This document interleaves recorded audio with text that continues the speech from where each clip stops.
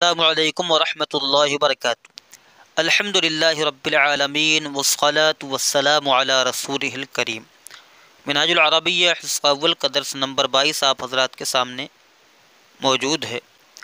دیکھیں تصویر بنی ہوئی ہے، اس میں ایک مرد ہے اور دکان ہے اور اس کے اندر بہت سارے پھل رکھے ہوئے ہیں، تو اسی کے متعلق یہاں پر گفتگو ہے۔ ھذا دکان الفاکہانی، ھذا دکان الفاکہانی، یہ میوے والے کی دکان ہے۔ ھذا کا معنی یہ، دکان کا معنی دکان، الفاکہانی کا معنی ہے میوہ والا، الفاکہانی کا معنی ہے میوہ والا۔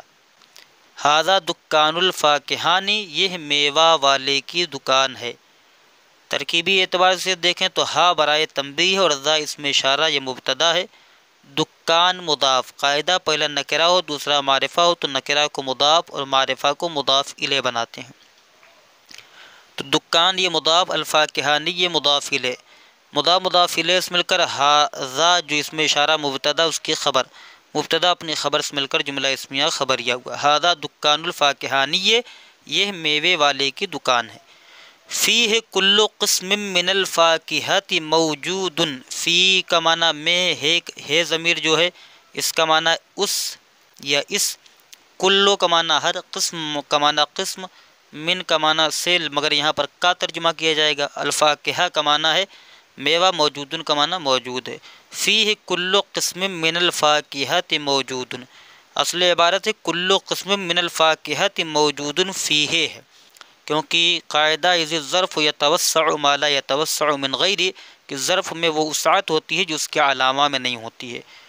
تو معنی کیا ہے، اس میں ہر قسم کے میوے موجود ہیں، یا اس میں ہر قسم کا میوہ موجود ہے۔ فیہ کل قسم من الفاکہۃ موجود، اس میں ہر قسم کا میوہ موجود ہے۔ اس کی ترکیب ہوگی فی حرف جار، ہی ضمیر مجرور، جار مجرور سے مل کر یہ ظرف لغو مقدم ہوا، موجود اسم مفعول کا جو بعد میں آ رہا ہے، موجود اسم مفعول صیغہ واحد مذکر، اس میں ہوا کہ ضمیر مرفوع متصل پوشیدہ نائب فاعل، اس میں مفعول اپنے نائب فاعل اور متعلق سے مل کر یہ خبر ہو گیا۔ کل مضاف قسم موصوف، من حرف جار الفاکہۃ مجرور، قاعدہ ہے نکرہ کے بعد جار مجرور آ جائے تو نکرہ کو موصوف، جار مجرور کو صفت بناتے ہیں۔ قسم موصوف من حرف جار الفاکہۃ مجرور، جار اپنے مجرور سے مل کر ظرف مستقر ہوا ثابتن کے، کیونکہ قسم یہ حالت جر میں ہے تو اس کی صفت بھی ثابتن نکلے گی۔ ثابتن اس میں فاعل صیغہ واحد مذکر، اس میں ہوا کہ ضمیر مرفوع متصل پوشیدہ اس کا فاعل، اس میں فاعل اپنے فاعل اور متعلق سے مل کر شبہ جملہ اس میں ہو کر قسم موصوف کی صفت، موصوف اپنی صفت سے مل کر کلو کا مضاف الیہ، مضاف اپنے مضاف الیہ سے مل کر مبتدا مؤخر، مبتدا اپنی خبر سے مل کر جملہ اسمیہ خبریہ ہوا۔ معنی کیا، فیہ کل قسم من الفاکہۃ موجود، اس میں میوے کی ہر قسم موجود ہے، یعنی ہر قسم کا میوہ موجود ہے۔ فیہ رمان وعنب وتفاح وموز وتین وبرتقال، اس میں رمان انار ہے، عنب انگور ہے، تفاح سیب ہے، موز کیلا ہے، تین انجیر ہے، برتقال سنترا ہے۔ رمان کا معنی انار، عنب کا معنی انگور، تفاح کا معنی سیب، موزن کا معنی کیلا، تینن کا معنی انجیر، والتین والزیتون وطور، برتقال کا معنی سنترا۔ تو معنی ہوا فیہ رمان وعنب وتفاح وموز وتین وبرتقال، اس میں انار اور سنترا اور سیب اور کیلا اور انجیر اور سنترا ہے۔ اس کی بھی ترکیب آسان ہے، فی حرف جار ہی ضمیر مجرور، جار مجرور سے مل کر ثابتن کے متعلق کر کے خبر مقدم، رمان معطوف علیہ واو حرفیت، عنب معطوف اول واو حرفیت، تفاح معطوف اول معطوف ثانی واو حرفیت، موزن معطوف ثالث واو حرفیت، تین معطوف رابع واو حرفیت، برتقال معطوف خامس، معطوف علیہ اپنے پانچوں معطوف سے مل کر یہ بن جائے گا مبتدا مؤخر، مبتدا خبر سے مل کر جملہ اسمیہ خبریہ ہوا۔ ترکیب سب آسان ہے۔ الرمان مفید جدا فی الصیف، رمان انار گرمی میں بہت فائدہ مند ہے۔ الرمان کا معنی انار، مفید کا معنی فائدہ مند، جدا کا معنی بہت، فی الصیف کا معنی گرمی میں۔ رمان یعنی انار گرمی میں بہت فائدہ مند ہے۔ والبرتقال ایضاً اور سنترا بھی، البرتقال کا معنی سنترا، ایضاً کا معنی بھی، اور سنترا بھی، اس کی بھی ترکیب آسان ہے۔ الرمان جو ہے یہ مبتدا ہے، اور مفید اسم فاعل صیغہ واحد مذکر اس میں ہوا ہے کہ ضمیر مرفوع متصل پوشیدہ اس کا فاعل، فی الصیف جار مجرور سے مل کر ظرف اللہ متعلق ہوا مفید کے، مفید اسم فاعل اپنے فاعل اور متعلق سے مل کر یہ بن گیا الرمان مبتدا کی خبر، مبتدا خبر سے مل کر جملہ اسمیہ خبریہ ہوا۔ اور جداً یہ مفعول مطلق بنے گا جدہ فعل محذوب کا، جدہ فعل ماضی معروف صیغہ واحد مذکر اس میں ہوا کہ ضمیر مرفوع متصل پوشیدہ فاعل، اور جداً جو ہے یہ مفعول مطلق، فعل فاعل مفعول مطلق سے مل کر جملہ فعلیہ خبریہ ہوا۔ والبرتقال ایضاً مفید فیہ، اور برتقال بھی یعنی سنترا بھی اس میں مفید، کس میں؟ گرمی میں۔ تو اس کی بھی ترکیب آسان وا استینافیہ، البرتقال مبتدا مفید اسم فاعل اس میں ہوا کہ ضمیر اس کا فاعل، فیہ جار مجرور سے مل کر مفید کے متعلق، اب مبتدا خبر سے مل کر جملہ اسمیہ خبریہ ہوا۔ اور ایضاً منصوب ہوتا مفعول مطلق ہونے کی وجہ سے، اعضا فعل محذوب کا، اعضا فعل ماضی معروف صیغہ واحد مذکر غائب اس میں ہوا کہ ضمیر مرفوع متصل پوشیدہ فاعل، اور ایضاً مفعول مطلق، فعل فاعل مفعول مطلق سے مل کر جملہ فعلیہ خبریہ ہوا۔ اس کے بعد قن الموز معلق، قن کا معنی ہے فنی، الموز کا معنی کیلا، معلق کا معنی لٹکی ہوئی، علق یعلق تعلیق، معلق باب تفعیل سے، کیلے کی فنی لٹکی ہوئی ہے۔ تو ترکیب آسان، قنو مضاف، الموز مضاف الیہ، مضاف الیہ سے مل کر مبتدا، اور معلق اس میں مفعول وغیرہ ہو کر یہ خبر، مبتدا خبر سے مل کر جملہ اسمیہ خبریہ ہوا۔ وفیہ موز اصفر وفی الدکان موز احمر ایضاً، اور اس میں موز اصفر پیلا کیلا ہے، اور دکان میں موز احمر، وفی الدکان موز احمر ایضاً، اور دکان میں لال کیلا بھی ہے۔ موز کا معنی کیلا، اصفر کا معنی پیلا، اور فی الدکان کا معنی دکان میں، موزن کا معنی کیلا، احمر کا معنی لال، ایضاً کا معنی بھی، اور دکان میں لال کیلا ہے، لال کیلا بھی ہے۔ الموز الاصفر رخیص، پیلا کیلا سستا ہے، الموز الاصفر کا معنی پیلا کیلا، رخیص کا معنی سستا۔ والموز الاحمر ثمین، اور لال کیلا مہنگا ہے، قیمتی ہے۔ ذالک الدکان مشہور فی البلد، وہ دکان شہر میں مشہور ہے، شہر میں معروف ہے۔ ذالک کا معنی وہ، دکان کا معنی دکان، مشہور کا معنی معروف مشہور، فی البلد شہر میں، وہ دکان شہر میں مشہور ہے۔ وہوا لرجل، اور وہ ایک آدمی کی ہے، واو کا معنی اور، ہوا کا معنی وہ، لام کا معنی کے لیے، رجل کا معنی آدمی، اور وہ ایک آدمی کی ہے۔ اسمہ مجید، اس کا نام مجید ہے، وہوا جالس، اور وہ بیٹھا ہے۔ اب آپ حضرات جلد اس کے جو اصلاح ہیں اس کو بھی ملاحظہ فرما لیں۔ ایو دکان ذالک، وہ کس چیز کی دکان ہے؟ ایو دکان ذالک، وہ کون سی دکان ہے؟ تم کہیں گے ذالک دکان الفاکہہ تھی، وہ میوے کی دکان ہے۔ ایو دکان ذالک، وہ کون سی دکان ہے؟ تو ہم جواب دیں گے ذالک دکان الفاکہہ تھی، وہ میوے کی دکان ہے۔ لمن ہوا، وہ کس کے لیے ہے، لام کا معنی کے لیے، من کا معنی کس، ہوا کا معنی وہ، لمن ہوا وہ کس کے لیے ہے، یعنی وہ کس کی ہے؟ تو ہم جواب دیں گے ہوا لرجل، وہ ایک آدمی کی ہے، ہوا لرجل، وہ ایک آدمی کی ہے۔ این ہوا، وہ کہاں ہے، این کا معنی کہاں، ہوا کا معنی وہ، این ہوا وہ کہاں ہے؟ تو ہم جواب دیں گے ہوا فی الدکان، وہ دکان میں ہے، ہوا فی الدکان، وہ دکان میں ہے۔ افیہ تفاح، کیا اس میں سیب ہے؟ ا کا معنی کیا، فی کا معنی میں، ہی کا معنی اس، تفاح کا معنی سیب۔